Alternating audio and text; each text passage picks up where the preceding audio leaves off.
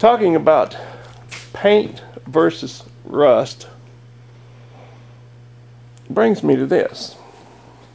Now, when I went down the lower Columbia Basin and picked up that old 1951 Nash two-door, a guy gave it to me, and this bike was leaning up against that car. He said, take the bicycle too. And he even loaned me a forklift to get the whole car on my trailer and this and that, and made it a little easier because all the tires were flat. And yeah, it was just a prince, you know. He gave me a gifted title, so I didn't have to pay sales tax on it, and he really helped me out with it. But he gave me this bicycle to go along with it, and I have not done anything to this bike. This is exactly the way that I got it. And I usually, like I said, I usually just like the looks of that rusty old metal, but in looking at this thing, you know, it's really quite complete. It's pretty much all there.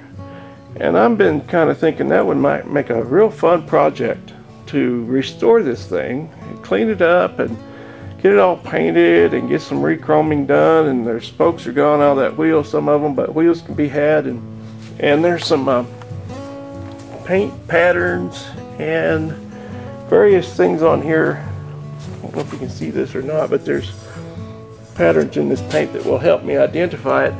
And there's also a badge on it, and I might even find a number on it, but this badge shows a freight train with a headlight on it, and it's pretty hard to make out probably, but you know, nowadays about all we have is Sears.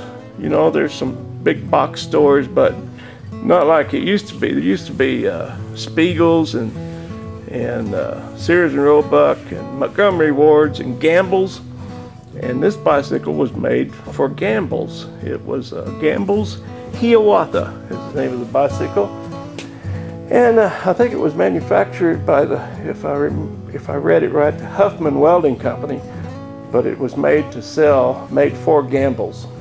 And you know, I didn't get into research at all yet. There's quite a bit of information available, it appears.